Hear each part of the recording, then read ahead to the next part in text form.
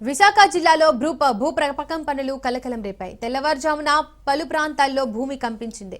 Richter స్కేల్పై భూకంప తీవ్రత 3.7గా నమోదైంది. అల్లూరు జిల్లా జి మాడుమలుగులో భూకంప కేంద్రం ఉన్నట్లు శాస్త్రవేత్తలు గుర్తించారు.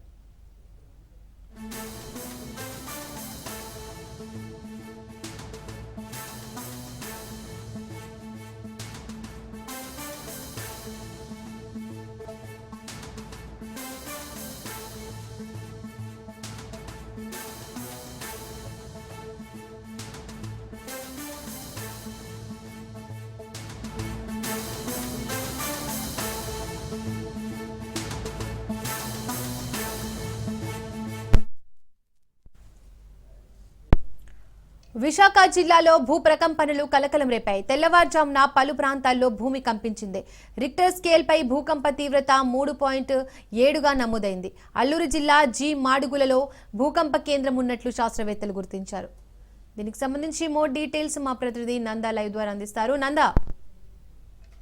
Thank you. ఏదైతే విశాఖ నగరంలోని ఈ యొక్క భూ ప్రకంపనలో దాదాపు తెల్లవారుజామున 4 నుంచి 4:20 మధ్యలోని ఈ యొక్క భూమి కంపించినట్టుగా మనకి సమాచారం అయితే అందుతుంది. ముఖ్యంగా కొన్ని ప్రాంతాల్లో విశాఖపట్నం నగరంలో కీలకంగా ఉన్న సీతమ్మధార, మహారాణిపేట, అలాగే మధురవాడ ఇటువంటి ప్రాంతాల్లో, గాజువాక ఇటువంటి ప్రాంతాల్లో కూడా భూమి బాగా కంపించింది. ఒక్కసారిగా ప్రజలు చాలా వరకు పడుకున్నప్పటికీ కొంత మేరకు ఈ యొక్క భూ ప్రకంపనల నేపథ్యంలో అపార్ట్మెంట్స్ లోని విల్లాస్ లో ఉన్న వాళ్ళైతే ఆ బిల్డింగ్ షేక్ అవుతుంది అని తెలుసుకున్న వారు వెంటనే తమ పిల్లలతోటి, కుటుంబీకులతోటి వెంటనే రోడ్ల మీదకి వచ్చే ప్రయత్నం కూడా చేశారు. అయితే ఇది రెక్టార్ స్కేల్ మీద మనకున్న సమాచారం మేరకు, అలాగే నేషనల్ సిస్మాలజీ డిపార్ట్మెంట్ చెప్పిన దాని ప్రకారం దాదాపు 3.7 రెక్టార్ స్కేల్ మీద ఈ యొక్క శాతం అయితే ఉన్నట్టుగా మనకి తెలుస్తోంది.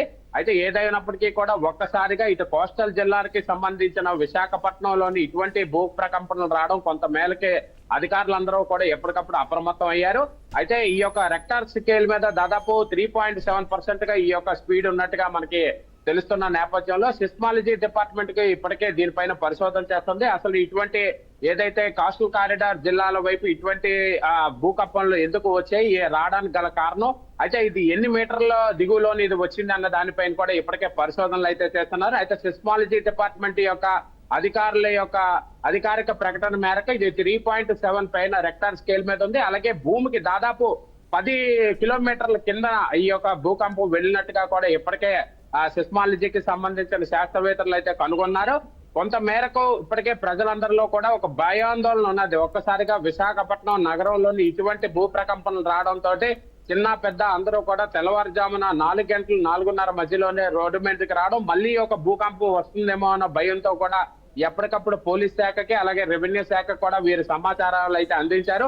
వెంటనే అధికారులు కూడా కొంత మేరకు అప్రమత్తం అయ్యి ఎవరైతే నేషనల్ సిస్మాలజీకి సంబంధించిన అధికారులందరితో కూడా మాట్లాడడం కూడా జరిగింది. ఏదేమైనప్పటికీ కూడా అలాగే విశాఖపట్నంలోనే ఉన్న ఏజెన్సీ ప్రాంతం ఏదైతే మాడుగుల అటువంటి ప్రాంతాల్లో కూడా, కొండ ప్రాంతాల్లో, గిరిజన ప్రాంతాల్లో కూడా ఈ యొక్క భూ ప్రకంపనలు వచ్చిన నేపథ్యంలో గిరిజన ప్రాంతాలకి సంబంధించిన ప్రజలందరూ కూడా తీవ్ర భయాందోళనకి లోనయ్యారు.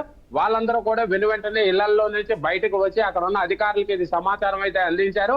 ఏదేమైనా ఇప్పటికీ కలెక్టరేట్ కి సంబంధించిన ఉన్నతాధికారులందరూ కూడా ఈ యొక్క నేషనల్ సిస్మాలజీ డిపార్ట్మెంట్ కి సంబంధించిన శాస్త్రవేత్తలతో అందరితో మాట్లాడి ఈ యొక్క రెక్టార్ స్కేల్ ఇంత రావడానికి గల కారణం, ఎందువల్ల ఇటువంటి వచ్చాయి, ఇటువంటి రాకుండా ఉండడానికి ఎటువంటి చర్యలు చేపడితే బాగుంటుందో అన్న దానిపైన కూడా ఇప్పటికే సమాలోచనలు చేస్తున్నారు. ఏదేమైనా విశాఖపట్నం నగరంలోని ఈ యొక్క భూకంపాలు వచ్చినప్పటికీ కూడా ఎక్కడా కూడా ఆస్తి నష్టం అనేది కూడా జరగలేదు. ఆస్తి ప్రాణ నష్టాలు ఎక్కడా జరగకపోవడం, అధికారులందరూ కూడా ఊపిరి పీల్చుకున్నారు. కేవలం తెల్లవారుజామున రావడం, ఒక్కసారిగా ప్రజలందరిలోనూ ఉలిక్కిపాటు పడడం, అది నగరంలోనున్న ప్రముఖ ఏరియాల్లో గాజువాక, మహారాణిపేట, సీతమ్మధార ఇటువంటి ప్రాంతాలు అంటే సముద్ర తీరానికి దగ్గరలో ఉన్న ప్రాంతాలన్నింటిలోనూ వచ్చిన నేపథ్యంలో అది ఒక్కసారిగా ప్రజలందరూ ఉలిక్కిపడ్డారు. కానీ అధికారులు ఎప్పటికప్పుడు సమాయత్నం చూపించి ప్రజలకి అందరికీ కూడా ఎప్పటికప్పుడు సమాచారాన్ని అందించారు. ఇటువంటి 3.7 పేరే ఉన్న మేర ఏం పెద్దగా ఆస్తి నష్టాలు ఏవి జరగలేదు.